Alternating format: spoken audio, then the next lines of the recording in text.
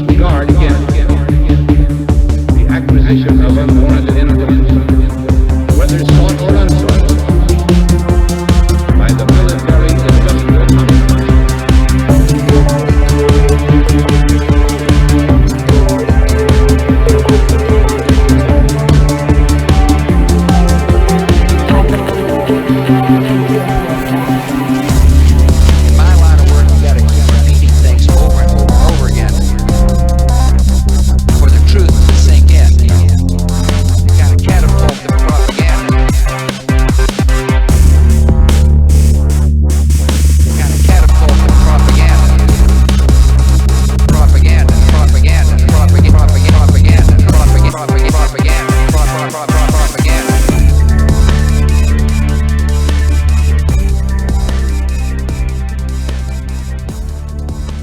What's up? Another episode of Ripple Effect Podcast.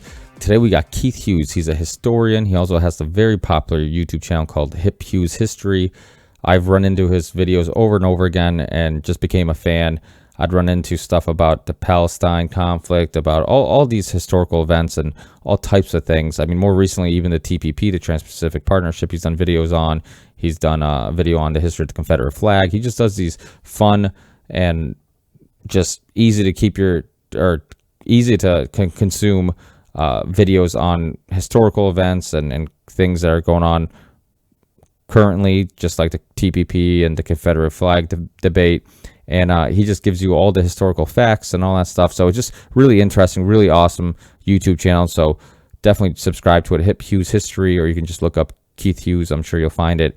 And he's also taught for 15 years, and he's very passionate about that. That comes out in the show. So hopefully you enjoy the show. It's a really fun and interesting conversation. And I love when I talk to people and they're passionate about the topics we're talking about. And you can tell his frustration he had with teaching and the school system. We talk about the pros and cons of public schools and all that stuff. So really interesting conversation. I hope you guys enjoy it. Also, always got to do this. Sorry, just got to remind you guys, if you want to support the show, you can find in the show description links to my guest's work, but also my work, which includes my Theory 6 music project. Also other links to the other places you can find the podcast, like Facebook, iTunes, Podomatic, and all those places. So if you want to support the show, I know it's 2015. We're used to getting whatever we want for free. We can go online and get just about anything for free. So it's hard to get people to spend their hard-earned money on a show that they essentially already get for free anyways. But I'd really appreciate the support. Anybody who's already bought music, thank you so much. And if you enjoy the music in the beginning, end of this podcast, then check out Theory 6. That's what it is. That's my music project. And you can find it on iTunes, Amazon, Google Play, anywhere you can find MP3 downloads. And in the show description, you find easy links to all that stuff. So check that out. And obviously rating the show, sharing it, retweeting it, all that stuff, very much appreciated. Anybody who's done that in the past, and hopefully you guys keep doing it. I know it seems like a silly gesture. You're not accomplishing much by doing it, but really a lot of times you're exposing people to things and you might not even know it. There's been times I shared my show online and I ran into somebody who's a friend of mine on Facebook and in real life, apparently, because we're talking, and they say that they love the show and they listen to a certain episode. So a lot of times at that episode, I'll share it on Facebook and get very little feedback and not think that anybody's actually paying attention to it. So it's just one example of how people sometimes aren't necessarily liking or sharing or commenting on everything that they're paying attention to or enjoyed. So thanks again, guys. I'll have another couple episodes for you in the next couple weeks. Hopefully I can find time to get them out a little quicker than I did this one. I won't announce who they are or what they do quite yet. Just because things sometimes change. But until then, thank you so much. Thanks for being patient. I truly appreciate it. I'm so motivated to do this, especially now after having a son. I mean, I'm just more motivated to try to give him a better world than what we received. And hopefully most of us, that's our goal. And I don't know. I know that just like most of my listeners, we're average people. We have full-time jobs. We have responsibilities, priorities. It's very hard to find time to do something like this, like have a podcast that takes up a lot of your personal time, booking people, editing, just doing the extra shows, finding some time to do some a little bit of research for the shows, all that stuff. It's time consuming, but I truly believe in the ripple effect, like I always tell you, and I truly believe in all of us can possibly make a little bit of a difference. And if we all believe that, that's where it starts. If we all decide to believe the opposite and that we can't make a difference, nothing's going to change. So I tend to believe that we can make a difference, and every great difference that's been made in the world starts off with people talking, having conversations, and spreading ideas. Also, if I haven't already mentioned this, Keith called in using video, and just like I always tell you guys, if somebody calls in using video, you can find the video version of this episode on our YouTube channel, RV36, or just search the Ripple Effect Podcast, and you can actually see us talk. You can visually see us have the conversation. So not all guests call in using video, but I think more than half do. And if they do, you can actually see us having the conversation, just in case you want to see our ugly mugs actually have these discussions. And if you just want to put a face to the names and to the voices you hear. So thanks again, guys. I'll see you on the next one. Peace.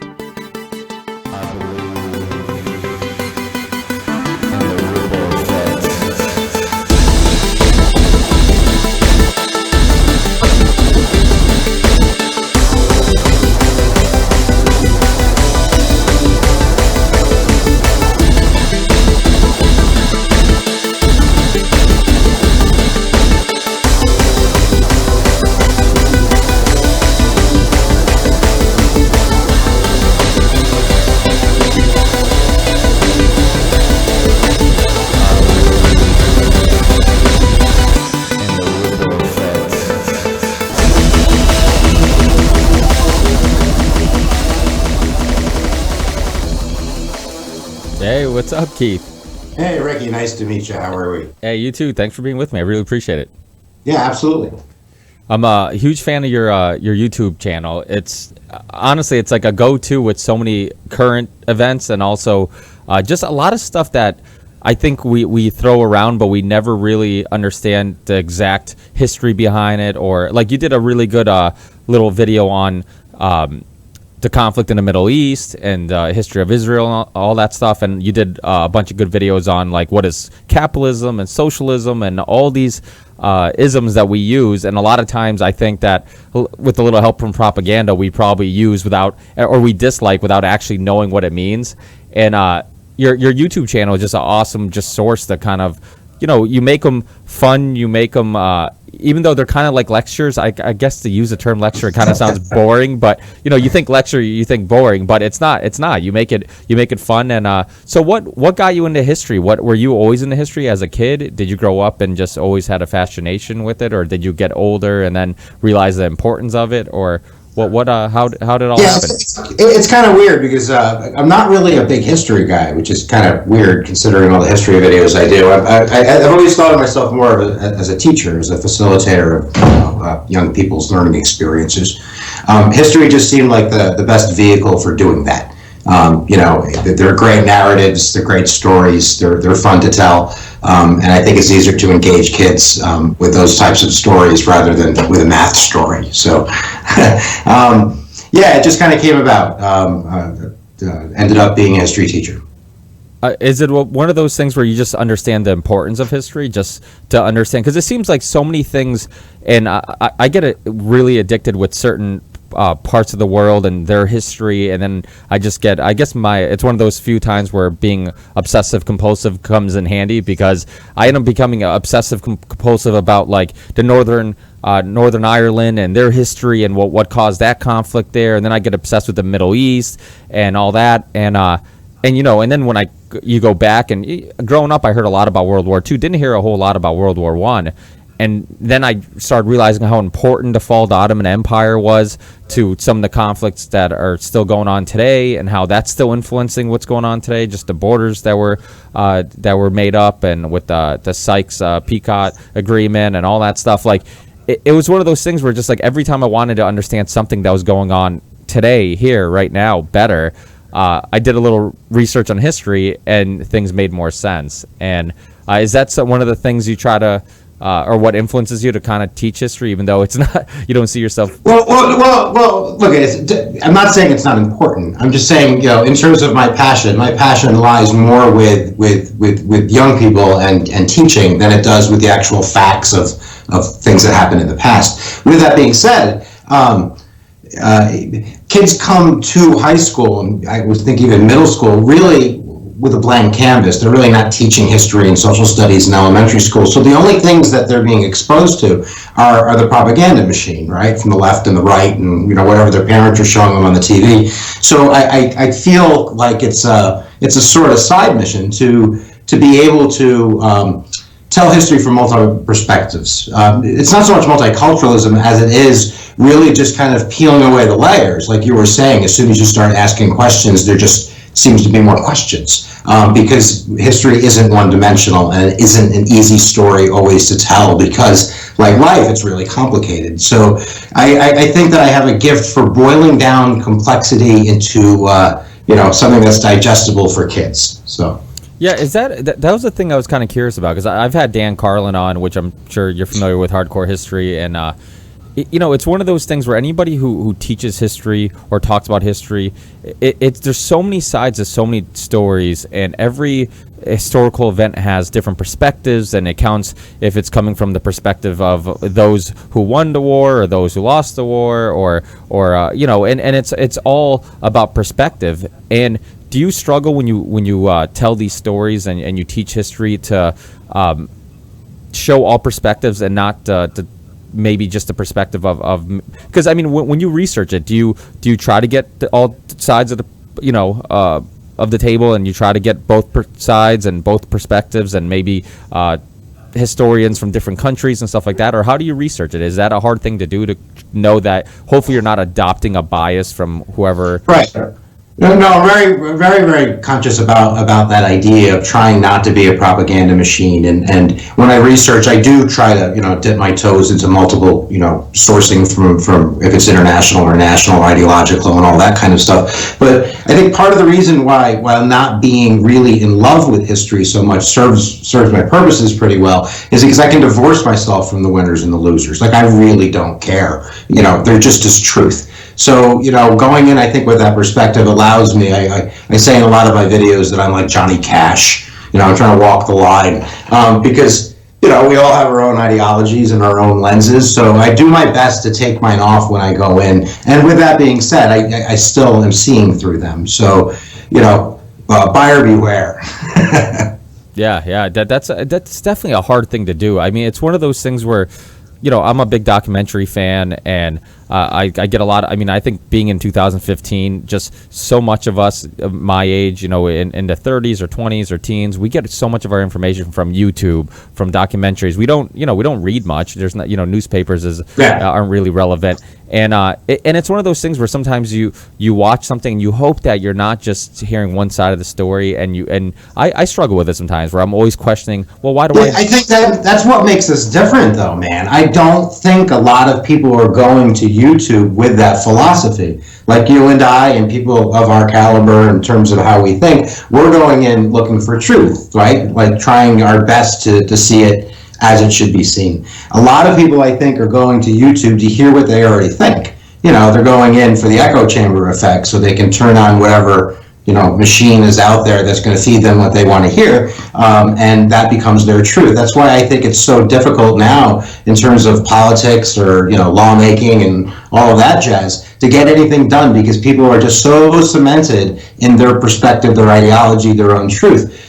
Because of this kind of phenomenon. It's like market-driven journalism. There's always going to be now, a little cachet of somebody who's going to feed you what you want to find, what you're looking to hear. So that's why I like teaching. I like teaching, especially at the adolescent level, like when they're 16, 17, and 18, and they're still in a sense open, I guess, to figuring out how they're going to figure the world out, where, as we get into our 20s and our 30s, and especially us old men, we're not that old, but you know what I mean, we start really kind of settling into our own biases.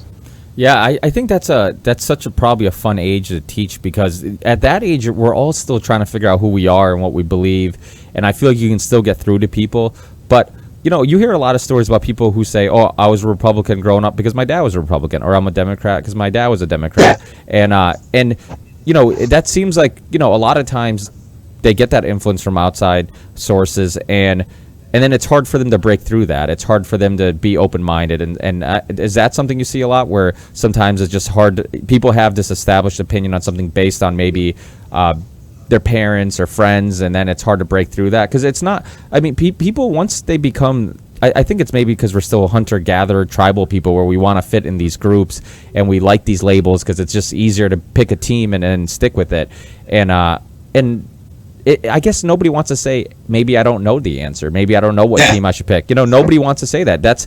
And I think that's a huge issue with our culture and society today, is that if you don't know something, then you're looked at like you're a dumbass, or you don't, like it's a bad thing. And I think that not having established opinion on every single topic or every single issue, that's okay, but that's not the way we look at it, and that's not the way we treat it.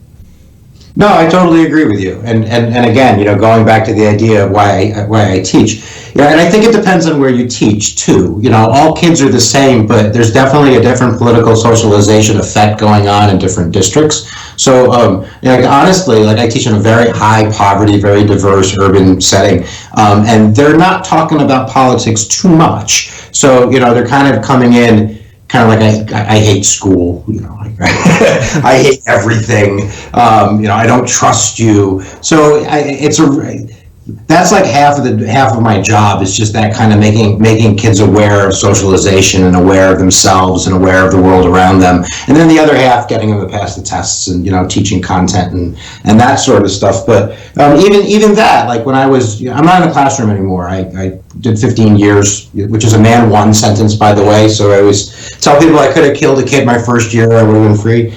But I don't complain, because I really, really love the kids. And we can talk during this time, if you want, about why I left the classroom. And I have some strong feelings about every form and what's happened to the teaching profession. But at the end of the day, it was about that kid energy. It was about that transfer of what I knew and what they knew between each other. And then history just had to be the vehicle that a lot of that happened. But I didn't lecture a lot. That's why you see all the videos on YouTube, because I was trying to get the kids to watch the videos before class, or giving them DVDs and stuff like that. So it didn't have to be a history class. It could be a social studies class where kids could produce and, do inquiry, make movies, make websites, do things with the history. History needs to be a verb with kids rather than a noun. And I think that's a lot of the problem that comes into history education in our country.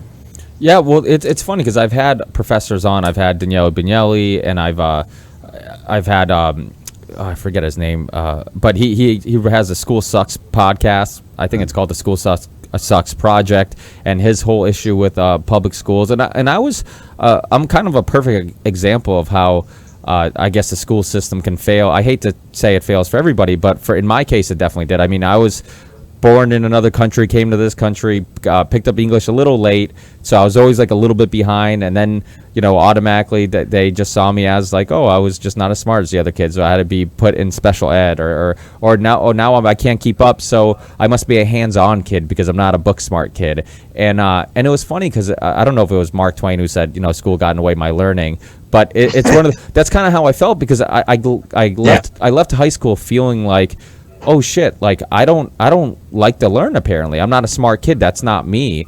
And but that wasn't the case. I got addicted to history. I got addicted to so many different topics. And as you see the list of my guests I've had on this podcast, I've had a lot of different topics, and I love this stuff. I mean, my goal is to try to consume as much information as I can while I'm here, and trying to put the pieces together and make sense of this whole journey. And now I look back and I'm like, well, I kind of feel, and maybe it's unjustified, but I kind of feel like, oh, the school system failed me. They put me in this group. They assumed I was this person.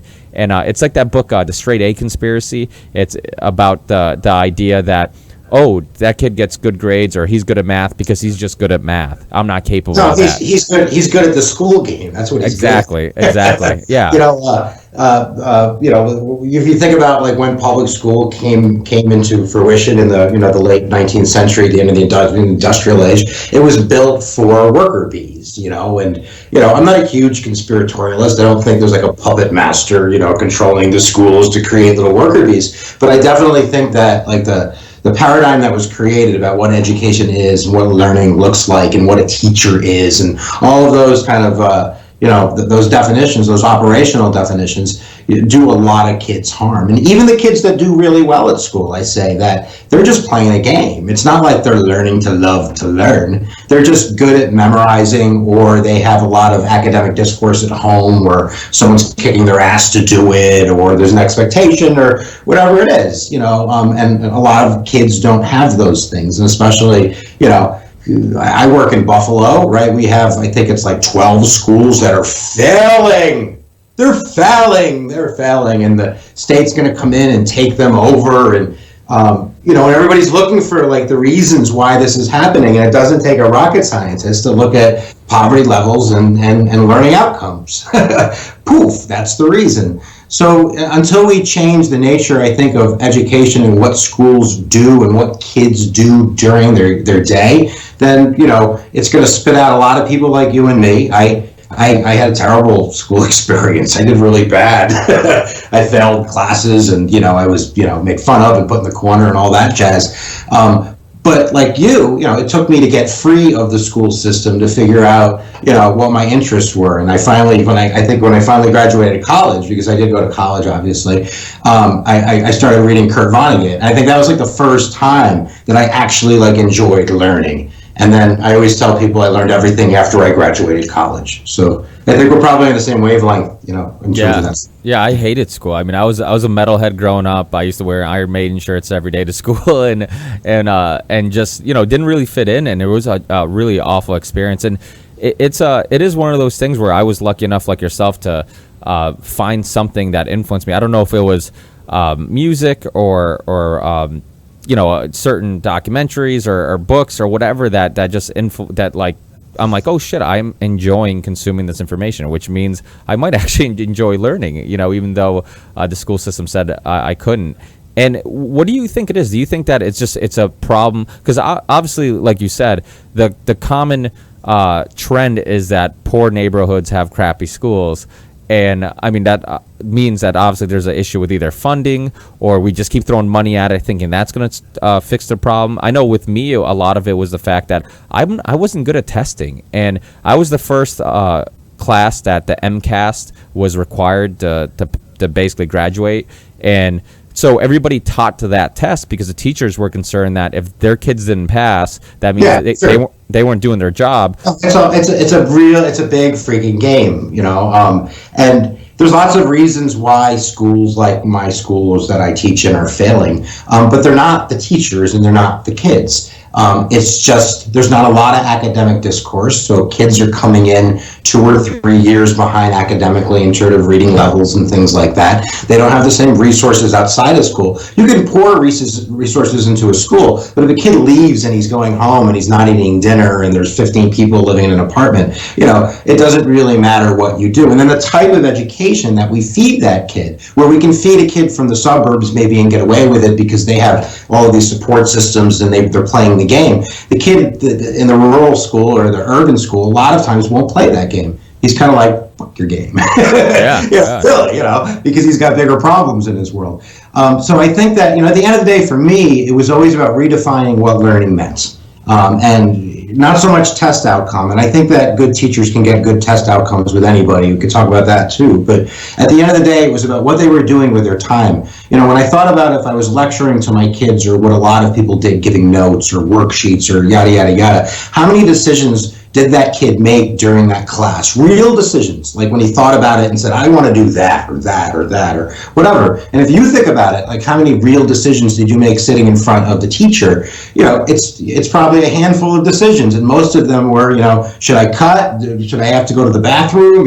Those kinds of decisions. So until we incorporate, I'm a big gaming theory kind of guy. So until we incorporate that kind of model in school where kids are making things and building things and creating portfolios of real work, of like movies and podcasts and, songs and production, that's built on the back of traditional literacy. So they're still reading and they're still writing and they're still doing all of those crappy things that you have to do, but they're doing it for purpose. The kids that I taught, they had no purpose. And giving them lots of test information and saying, I can teach you to pass the test, didn't give them purpose. Like, I was really good at it, so I can convince the kid to give over his attention, and I had really high pass rates, but that's just because, I convinced that kid to play the game. It wasn't because we were fundamentally changing the nature of education.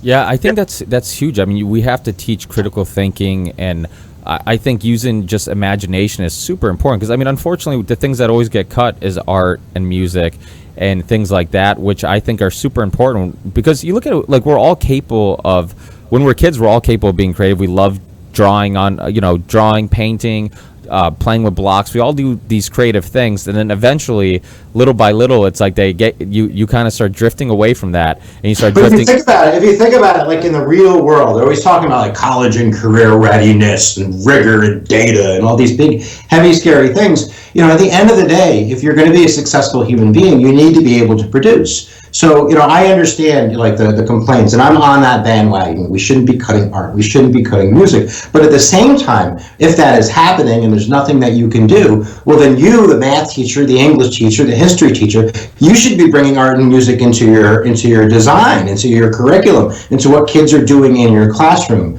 What class couldn't use digital video production? Like, really, when you think about it, like, what class you couldn't make where kids were filming and writing and scripting and acting and producing and exporting and editing and screening and doing all of those things using the curriculum? Like, there's not one class that you couldn't do that in. And that would engage so many different kinds of kids, because there's so much involved in that type of production, or another type of production if you didn't like video making. But that's hard to change that stone. It's hard to move teachers into that paradigm. I've always told teachers, I'm not a teacher, I'm a facilitator of learning experiences, because I don't know what the hell a teacher does. Like, what is if you had to define teach, what does that mean? I don't know. So all we can really do, I think, as teachers, is focus on learning, is focus on what kids are doing, what kind of decisions are they making, what's their engagement, what's their buy-in, how can I get them to plug in, and how can I get them to use history, not say history, to create new meaning or to create something of value.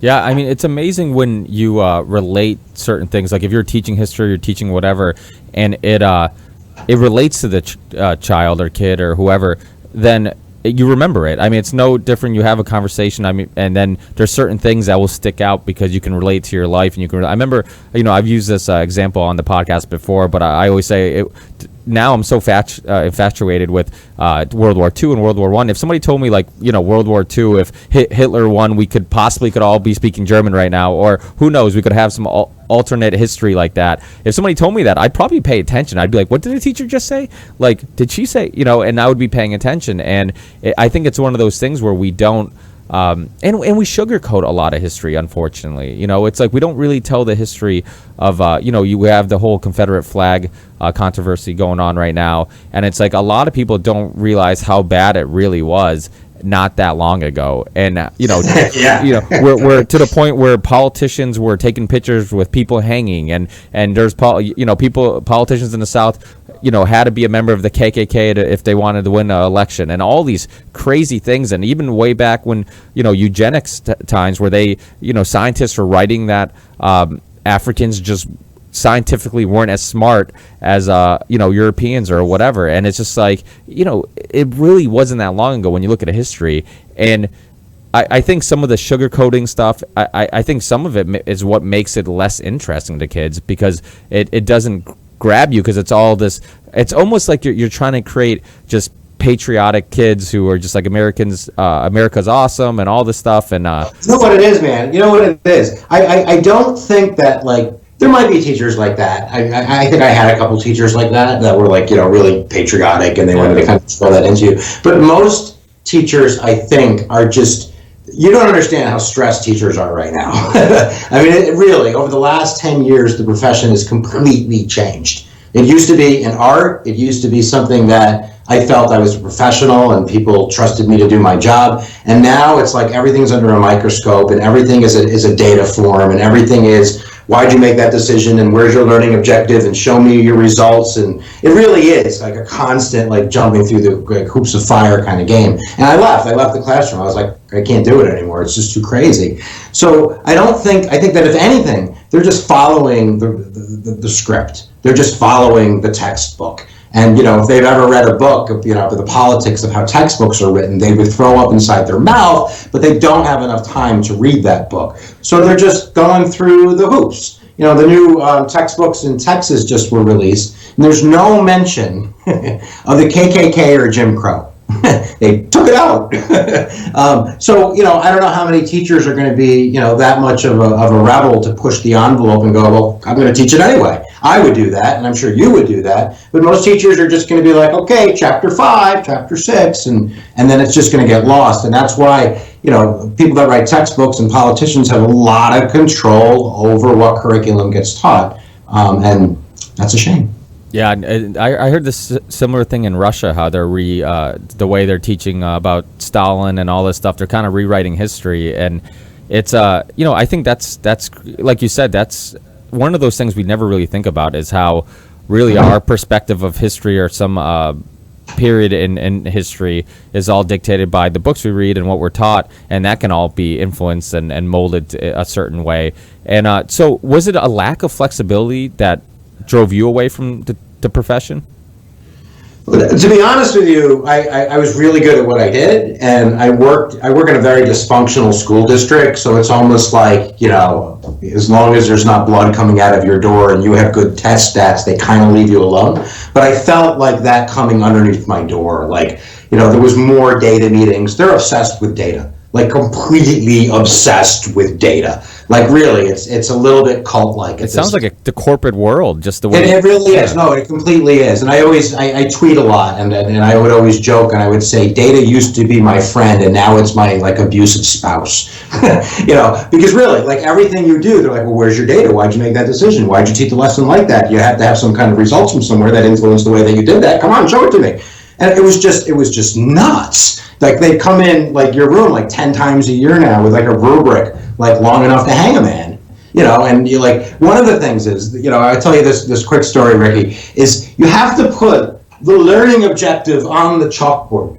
When the kids come in, you must have the learning objective, and it must be tied to an assessment. So it had to be written in a formula kind of way. Students will learn the consequences of the Missouri Compromise by illustrating their literally, you had to have all 5 components. And am I allowed to curse on this podcast? Yeah, I think we already did. Okay. So I was like, fuck that, that's crazy. Number one, you don't always know what's going to happen. If you have a large, broad-based objective, the class kind of takes it where it takes you. And a lot of times, I didn't want the kids to know what we were going to study. A lot of it, I wanted to kind of pull them in, or surprise them, or do it how I wanted to do it. And then we'd come in and they would go, well, Mr. Hughes, where's your objective? And I go, you're going to have to check the U for me right there, because that's not happening, okay?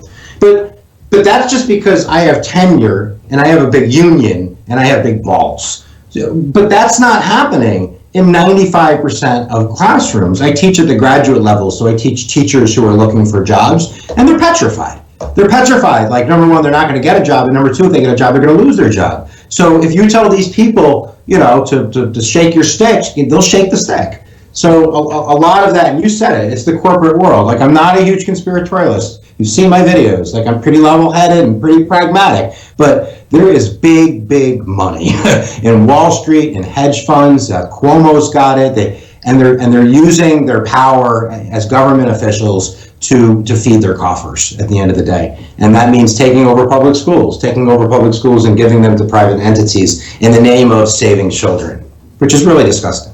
And do you think it can be fixed? I mean, is it one of those things where it's just so far gone that, I mean, when I had Brett Vernot on with the School Sucks Project, he basically is just completely off ship with public schools. I mean, it's like, well, I don't understand what's wrong with public schools. Public schools are doing fantastic. If you take away the 5 or 10% poverty problem of the worst schools that are 99% segregated poverty schools, we have the best rates in the country. If you take the top 25% of African Americans economically, and you compare them, they beat every child in the world. They tricked us. They want us to think our public schools are failing. They're not. They're doing quite well. And if people would leave us the fuck alone, we would do much better. But they're not failing. They really aren't. I mean, the whole concept of a public school, of people having a chance to interact with different types of people that they're never going to cross paths with in their whole lives, that is going to be gone, my friend.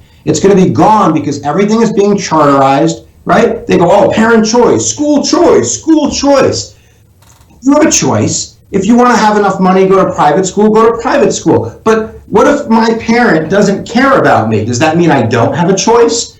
It's dividing children. You're dividing the kids that have parents that are involved with the kids whose parents aren't. And then you're pitting them against each other with lottery systems and, fighting for spots in charter schools. And then what the charter schools do, now you got me going, is they have the ability to get rid of kids. So I know this for a fact. There's charter schools in Buffalo. I won't say their names. I'm not going to call them out on your show. But what they'll do is, say Johnny gets in trouble, he has his cell phone out 3 times, right? They'll look at Johnny's grades, and if Johnny is a tier 1 kid, Johnny, we're going to take your phone away, your mom's going to come in.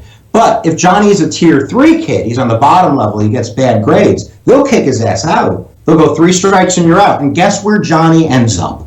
He ends up in the back of my classroom. And then suddenly, I can't teach. That's what they're doing. And seriously, that's fucked up. Yeah, it really, really is. So I get upset when people have this kind of like concept of public schools failing. They're not, and especially in suburbs, they're doing just fine. I'm glad you cleared that up, because that is one of those things where, and again, it's one of those things where most of us, including myself, we work full-time jobs. We don't have time to research every single thing we hear. And then it's one of those things where you hear it and then you're like, yeah, that makes sense. Yeah, you hear about how bad. I mean, I'm pretty close to Springfield, Massachusetts, and Springfield, Mass has some awful public schools. But like you said, how much of that has to do with, just poverty, not having positive influence in their lives, and a lot of times teachers just being told, hey, keep everybody alive, and you're doing your job, And when I say they're fine, but that doesn't mean that I don't think they need to be radically changed. I think education and learning in general does, in private schools and public schools, just the whole concept. So I want to kind of clarify that. I don't think everything should be left alone, but I do think that public schools serve the general good. They really do. They serve a mission in our country that if we get rid of them, then it really is going to become the haves and the have-nots about, whose parents care and whose parents don't. And I don't want that to happen. I don't think it should matter if your parents smoke crack and, slap each other upside the head every night. I don't think that should influence what type of school that you go to and the educational choice you have. Well, I completely agree. And I think it's one of those things where we have to look at, and I say this all the time on the podcast, I'm like, you look at somebody who isn't doing good in school, drops out, ends up getting locked up.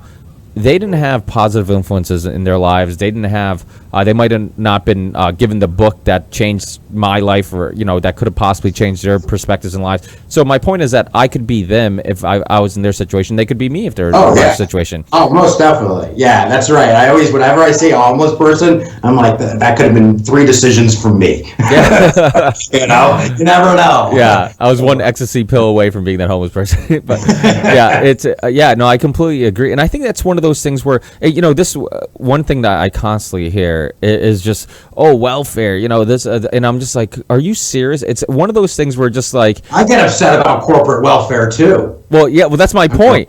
That's my point. Like, I'm like, we spend more money on subsidies and corporate welfare than we do on welfare, social welfare. And it's like, well, if you had to pick between the two, wouldn't you rather give money to the ones who live in a shitty area, who don't have a choice? And it's like, we assume that they want to live that way, or they wouldn't want something better. Well, some people, and you could point to examples where some people do, and it's the same thing with rich people and their subsidies. If you give anybody something for not much back, they're gonna like it and they're gonna want to keep it, and yada yada yada. So I mean, that's a very complex, and it's not a black and white issue, not color-wise, in terms of clarity of how to fix that problem. I personally, and I don't talk about my opinions too much, but I think that there should be opportunity built into the welfare system. Absolutely. I mean, there's no sense in giving, feeding somebody who's not helping themselves.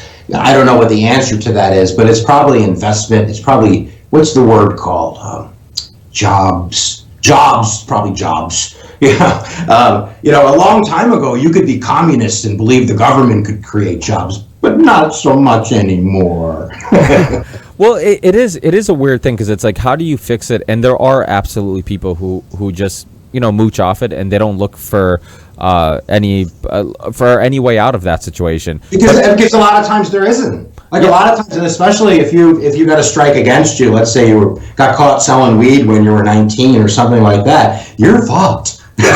You're in big trouble because you're not going to get a job anything other than an illegal job or minimum wage. And I've done the math. You must work many minimum job wages to live. Yeah, no, absolutely. Yeah, I've done the math. It's not good. So I mean, I really do think it's opportunity. I mean, I don't understand, and I'm not like a huge liberal leftist. I'm really not. I think I'm probably center left if anything.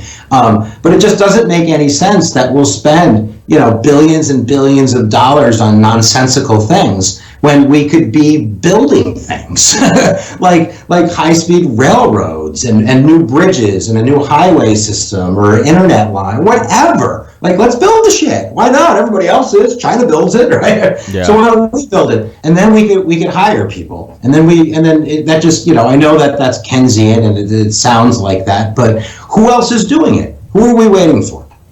Yeah, I think it's one of those things where, it's not a black and white issue, and it's one of those things where we have a family-owned little construction company, and we've worked in the projects, and you meet people who you could tell I talk to people and they're the nicest people, and their grandmothers lived in the projects, their great-grandmother lived in the projects, and it just became this way of life. And it's just like, I was thinking to myself, I'm like, I had hardworking parents who taught me good morals and good work ethic, and that's why I turned out, I hope, the way I turned out. And if they don't have that, that's normal to them. It's no different than somebody who constantly sees their mother beaten up by their father and then thinks that domestics are normal. That's the normal day of life, And so I think that it is one of those things where we do have to find a solution, and the solution isn't getting rid of welfare, and it's definitely it's not an excuse. It's the reason. These people say that you're making excuses. No, I'm not. It's the reason. Let's find a solution.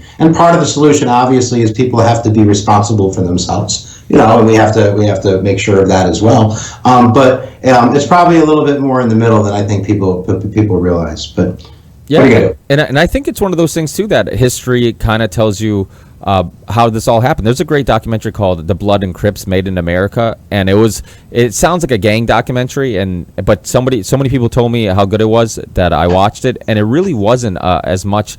At least the interesting part of this the documentary wasn't about the gangs as much as telling the story of how African Americans, blacks for a long time couldn't buy houses in suburbs, and they couldn't banks wouldn't give them loans and all this stuff. So you'd put all that's only 30, 40 years ago. Yeah, that's only a couple generations, like literally a generation and a half. I mean, the Fair Housing Act isn't like 1968, right? So that's what, 47 years ago. So you're right. I mean, and again, it's the reason, it's not the excuse. Like, nobody should be saying, well, I'm not going to do anything because my great grandfather couldn't get a house. But understanding that, if you were fortunate enough to be a white man, it wasn't too bad. Yeah, it wasn't too bad. You're going to get turned away from a restaurant, and you're going to get the bank guy to be nice to you, and you're probably going to get the loan, and you probably get the job, and you'll probably get the house. And if you're, an African American, no. Well,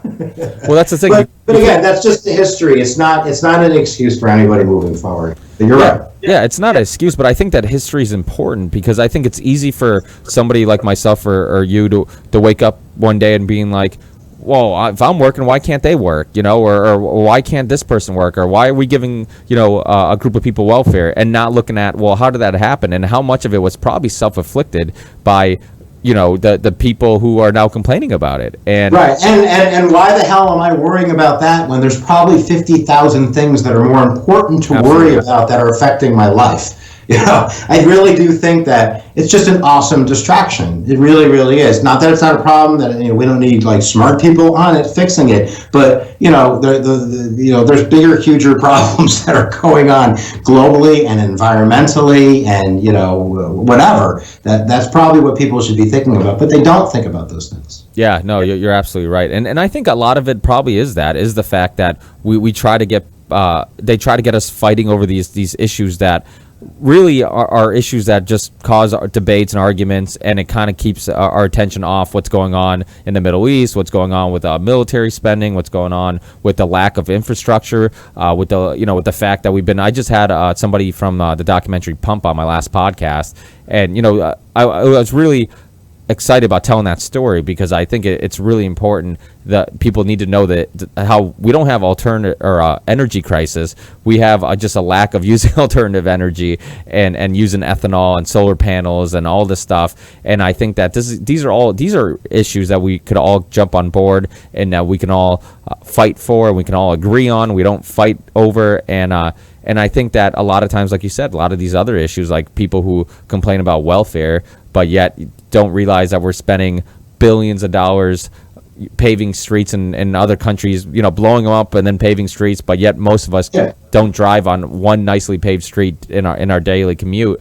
I think it is a distraction. I think that it works because apparently I'm talking about it. And if people look back and they saw the things that we did as a nation, the big things, they were a lot of times government, public-private partnerships, like the Transcontinental Railroad or the Interstate Highway System or NASA. I mean, these were big things. And I'm sure there were people back then when we were going to start those big things that went, oh, what are you doing? You can't do that. But we did them. We don't do those things anymore. I guess we fight wars really good and we blow up shit really good. But in terms of, like you were saying, infrastructure and domestic policies, I think that the conversation has moved to a place where, you can't even really have that conversation anymore. I mean, if you're talking about ethanol subsidies or you're talking about some type of, infrastructure project that's built in alternative energy, I don't know how you get through that iron triangle. I don't know how you get into that subcommittee past that lobbyist, or to that congressman who's, because of Citizens United getting, $10 million, bankrolling his campaign to fight against that ethanol subsidy. So, I don't want to be like the sky is falling, but until we change the way that we learn and the way that we digest information, we consume information, I think once we have to peel it away from the economic forces and people's own personal responsibility of how to gather information, which I think isn't taught in school very well either, then once I think people know truth, then you can start moving that ball. But right now, I don't think that's going anywhere. Yeah, I think truth is that word. It's one of those things where everybody has a different truth, and it's... Well, that's because everybody's watching a different TV station. Yeah, and you've mentioned a lot about how people look for things to just back up a already established opinion. And it feels good, yeah. Yeah, it feels... And people who already are conservative will watch Fox News. People who are already liberal will watch MSNBC. And even with the way the internet works, I almost feel like it makes it even easier because Google will just look at, he goes to these specific websites. Yeah, yeah, it's all marketed. Yeah, absolutely. So you're gonna land on the podcast you're gonna be like, holy shit, they're talking to me. Yeah. So I don't know. I mean, that's why that wasn't the reason I started the YouTube channel. It really wasn't. It really truly was just for kids to be able to do more stuff in class other than just to listen to me talk. It seemed like I could do that on the YouTube rather than in my class. But it's become where I really do believe that I'm trying to fill that hole of where people can come and they can get somebody who's trying their best to give them the non-biased, down the middle story. And even saying that, I know I don't always do it perfectly because of my own biases, but my favorite comments are when a conservative comes to me and says, oh, I really enjoyed your video. Are you a liberal? Like, they don't even know. and vice versa. So, I think we need more of that stuff out there, not just me. Yeah, absolutely. And I think YouTube, and I mean, I've been trying to get my wife to cancel the cable for a while, but she needs to watch her mindless entertainment every once in a while. But, I think YouTube and just internet in general is the future of just learning. And I mean, now basically nobody has an excuse not to learn. I mean, you basically, any subject you you're interested in, you can go online and learn anything about, and you can, I mean, I've learned so much. I never went to college, and I learned so much about so many topics, and it's all, it's all there. That's why when I hear people write on Facebook or Twitter that they're bored, and I'm like, you're fucking bored? Are you kidding me? Like, are you serious? Like, we can't invent anything for you. It's all been invented. If you're still bored, you should just go extend it. It's over. But it's funny how YouTube, being a YouTube, personality and stuff, YouTube, people look at you different than they used to. Like if people ask, hey, what do you do? And you say you have a YouTube channel, because you look at it. I remember when I first started really watching things on YouTube, people didn't take stuff on YouTube too seriously. I'd be like, oh, I watched this really good documentary on YouTube, and people think, oh yeah, some kid made it in his mother's basement, and all this stuff. And now it's like you have the Young Turks, you have all these YouTube channels that are just blowing up and are huge, and people, I mean, huge subscribers. And I mean, you had Obama doing interviews with YouTube people, which is kind of, I don't know if you saw that, but that was kind of silly, because I'm like, he should have had somebody like you who has a YouTube channel who actually would have asked some good questions, not these.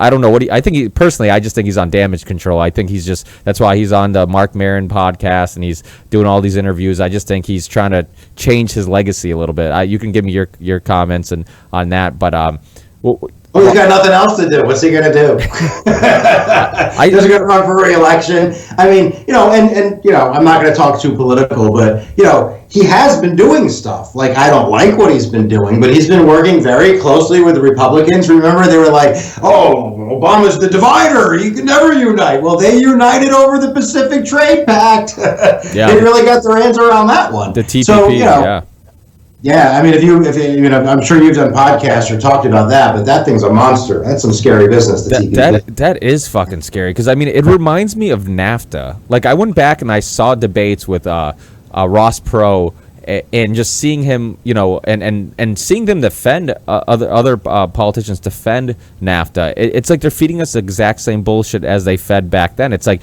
oh, it's going to create jobs, it's going to do this, it's going to do that. It's like that's why this whole idea of like a new world order, it's not, even though we throw a lot of conspiracy theorists throw around that word, and I think it loses its value, but I think that it might just be a part of us evolving. I think as we become more connected with the internet and as borders become blurred, I think eventually, there are going to be international corporations who are doing business everywhere, and something like this is going to help them because they don't have to necessarily. No, they can bypass governments. That's what they're looking to do. They're tired of getting sued by governments or getting government laws get in the way of them making lots of money.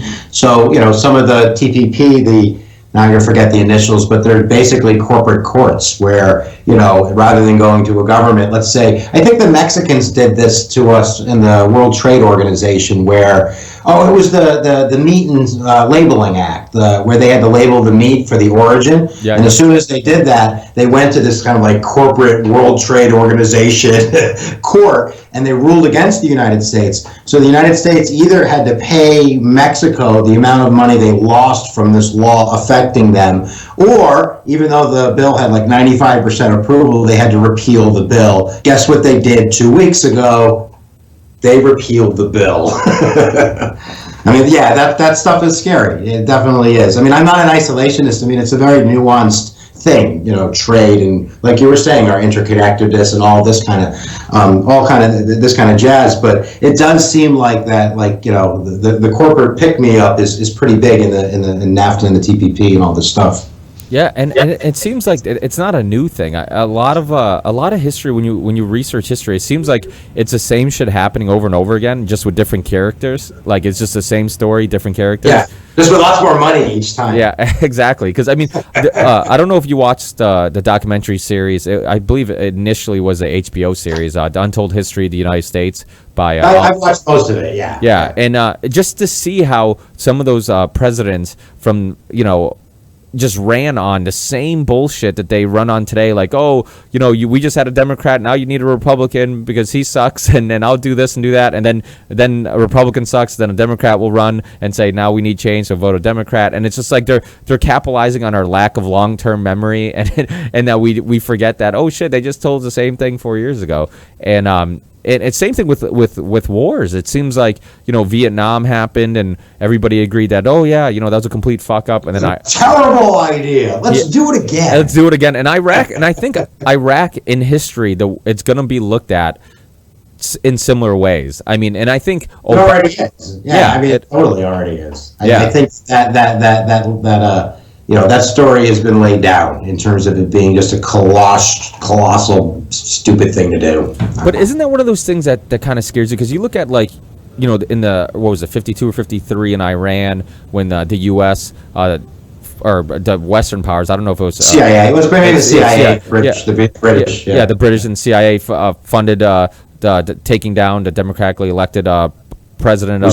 Musai, something, yeah. And we did the same thing in Guatemala, in Chile. And it seems like we constantly do these same things. And it's like, if we believe that actions speak louder than words, it's one of those things where politicians are always telling us one thing publicly. This is the reason for this. This is the reason for that. And The Trials of Henry Kissinger is a great book and documentary too. That kind of tells you, it kind of shows you what the real geopolitical interests and financial interests are of a lot of our strategy militarily. And it just seems like there's something going on behind the scenes where just like, oh, we'll tell the public it's for this, but really it's for geopolitical issue or strategy, or it's for helping some corporation or whatnot. And that's why, like, when a lot of people say, well, I'm not a conspiracy theorist, or I don't believe in conspiracies, I'm like, well, history's full of conspiracies. It doesn't matter what side you look at it.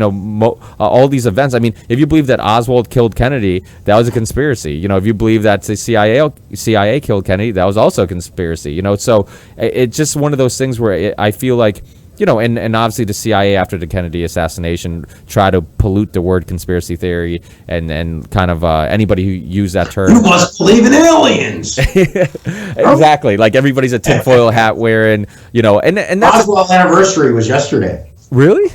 Yeah. I didn't know that. Oh shit. Yeah. It's one of those things where you get grouped in, and it's just, it happens to me where sometimes we'll talk about historical events or more currently, 9/11 or JFK or whatever. And people don't look at every historical event the same way. Like they look at something and they're like, oh, well, I understand that could happen, but because something happened more recently, it's like, oh, well, that can't. It's like Iraq, for example. I think when they capitalize on people being emotional and the fact that in the moment people, nationalism blossoms and the president, whoever's the president at that time, their approval rating goes up after a big event, and they capitalize on that. And they know that people are thinking not logically but emotionally, and you can talk them into. I mean, I forget what the statistic was, but after September 11th, like 90% of the U.S. thought that it was 91%. Yeah, thought he that could have been like, let's invade Canada. Exactly. Yeah, and so it's just one of those things where it's scary when you think about it, and it just seems like, and knowing as much as you know about historical events and stuff like that, does it just seem like it's just this reoccurring theme, and really it just like I said, it's just different characters and same situation, and there's no putting an end to it. I forgot who said it, like the next war starts when the people who remember the last one are gone, something like that. I probably fucked up that quote, like I do most of my quotes, but the idea is what is important and what I remember, and this idea of if you wait long enough, then people will forget about the last fuck up, and then you can make another one. And this is again, like we'll come back around the Carousel teaching again, because I think like that's why it's so important. Like we don't have enough time tonight to talk about Common Core, and I'll just say that maybe it was like a pretty pig that was pushed through a china shop. But at the end of the day, like, skill-based learning isn't a bad concept. Like, it's not a bad idea that we ingrain critical thinking and comparing, and like a lot of the Common Core in social studies has to do with like citing and sourcing and getting multiple, collaborating visions and doing those sorts of things that we would want smart people to do. They just rolled it out really bad. And a lot of the standards, I think, are tied to different stuff. But at the end of the day, in the classroom, if all we're doing is telling stories and saying, whoa, we can learn from history, see, kids? Like, you'll get a certain amount of people that'll like that. Like, if you were in class today with where you are in your brain process, you dig it. Like you could talk back with the teacher and you'd be interested. But the fact remains that, 75, 80% of the kids that are sitting in front of you would rather fucking want to be anywhere else. So what we have to do, I think, as educators is, number one, like, I do believe in sprinkling edutainment in a classroom. Like, it should be fun, and there should be like music when they come in, and you should have your walls like so it doesn't look like school. And I always had a carpet down and curtains, lamps, and shit hanging from the ceiling, and anything I could do so they didn't know they were in school. And then we have to have them do stuff, make stuff, and in that process, let's teach them, well, how do you know that's true? Did you get another source? Or did you cite that? Who said that? That wasn't you. Doing those sorts of things built into the process of production with the backbone of curriculum and content. So there's still like a common body of knowledge. Like, I think that's important. We should all know what the Declaration of Independence is and what the Constitution says, and what happened in Vietnam. And we have to know like a certain amount of things to walk around and be human in the United States. But more importantly, what do we do with that information? And how do we think for ourselves, like you were saying? And if we could do that, then maybe we could move these policy decisions and policies and maybe not make the same mistakes. But until then, like, you're absolutely right, man. It's just going to be like, Well, isn't the other thing too is that people go to college and it's like, well, why should I take philosophy? There's no money in that, and people are looking at,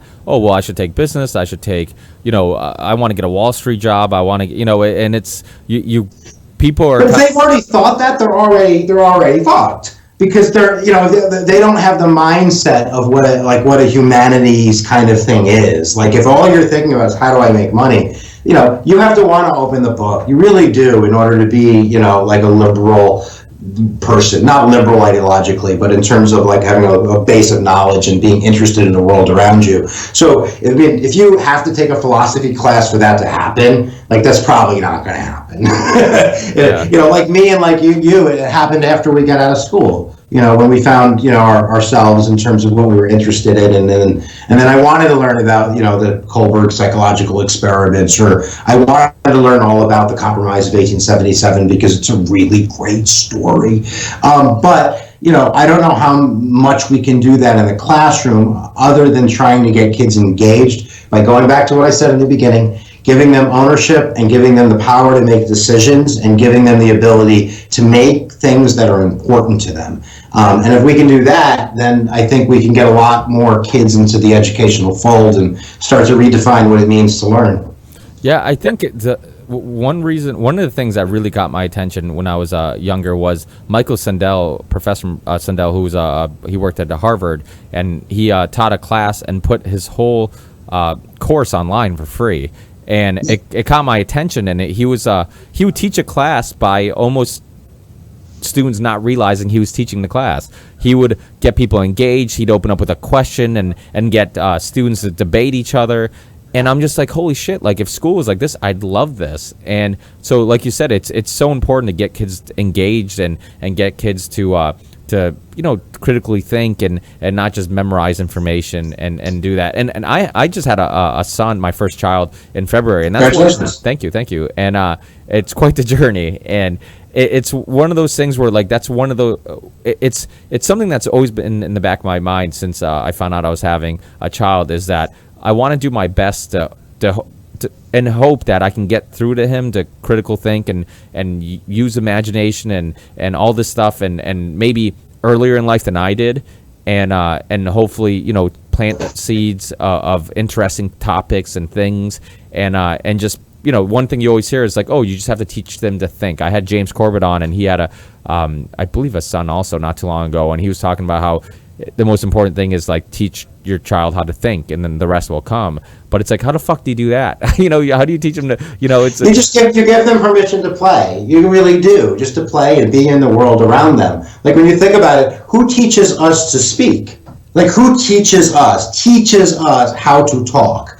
Like, really, nobody. Like, we kind of teach ourselves. So I think that, like, when you have that natural setting and you're just allowed to be in the moment and play and explore, and if given a task, it be a meaningful task, then, like, the rest will follow. It really will. I don't think, like, I'll go back to that word teach. Like, if you can give me a definition that's better than the one that I can't come up with, please do. But until then, let's stop calling teachers teachers, and we'll call them facilitators of learning experiences. Even though it's too long, it makes more sense. Yeah, no, I completely agree. Yeah, and I think, were you one of those kids who always questioned things growing up? I was raised a Catholic, and yeah, me too. They didn't like me. Yeah, they didn't like. I questioned like everything at CCD, Sunday school. And I just, it was one of those things where, but it's weird because I look back in my life and I'm like, what? Because it wasn't from my parents. My parents are old school Portuguese who barely speak English. I'm like, where did I get that? It wasn't from school because I hated school. I mean, it could have easily been from music or whatever. But it's always interesting to me when you meet people who are more open-minded and see things from different perspectives and acknowledge that they might not have the answer, the truth with a capital T for an established opinion on everything. And it's like, what causes somebody to be like that, and what causes somebody who for lack of a better term is brainwashed into believing certain things. And I mean, obviously, in my experience, it wasn't school. What do you think was a big influence on you? Was it that book? Was it music? Was it? I don't know, man. Like, that starts crossing into like the I don't know territory. Like, we have to give ourselves permission to say I don't know. Maybe it's not of this world. Maybe it's people that we interacted with, we crossed paths with. My father was really awesome. He's passed away, but he was always really good talking with kids. So I think witnessing that. I had my best friend growing up was deaf. I think that experience of no one ever fucking listening to me or hearing me probably made its mark. So, but I don't know. It just, it is what it is. And I think that, we have to see that possibility like lies in everybody. Otherwise, like it's all over. Yeah, one thing that seems like a reoccurring theme with a lot of open-minded people and interesting people that I enjoy listening to is that you hear constantly, and I've heard this numerous times, that their father growing up would make them debate at the dinner table. They would debate about current events or certain issues, and that openness, I guess, that, like you said, that to let the child question things. And I think that whole idea of like, do what I say, not what I do, is obviously a really bad thing, and what it does in the long term. When you get kids to just, I mean, you tell a kid no, and the first thing he's going to do is do the opposite.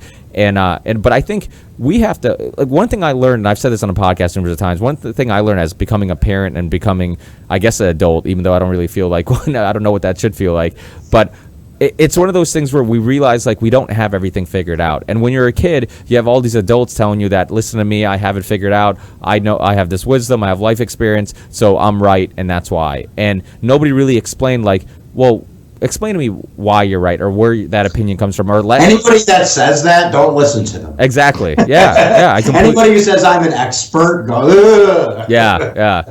Well, I think anybody who's an expert in anything is kind of boring. Somebody's way more interesting if they know a little bit about a lot of topics than an expert in one topic, And even, I don't know what makes someone an expert, because you can't know everything. All there is experience. I don't think there's any experts, but yeah.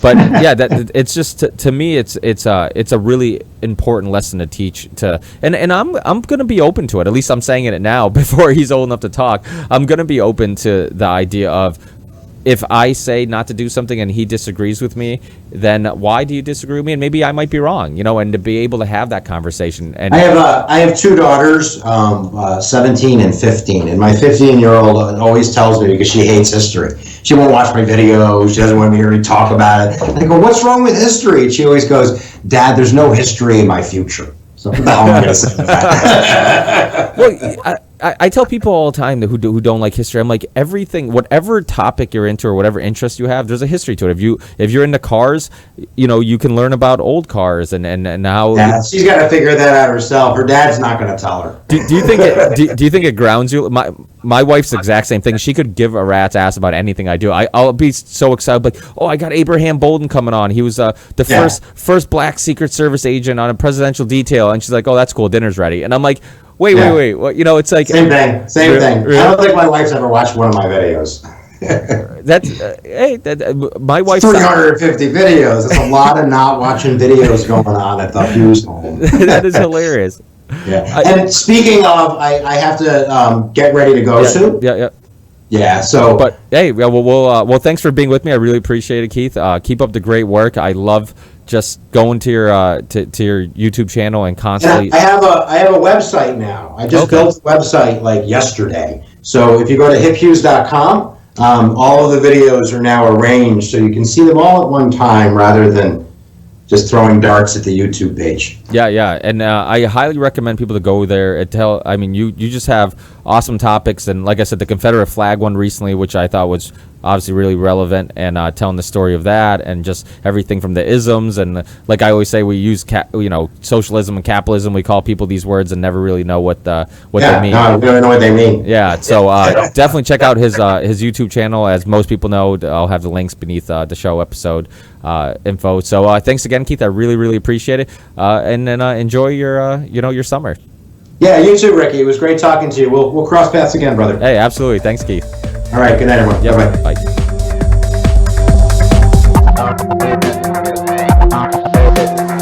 Believe in the ripple effect.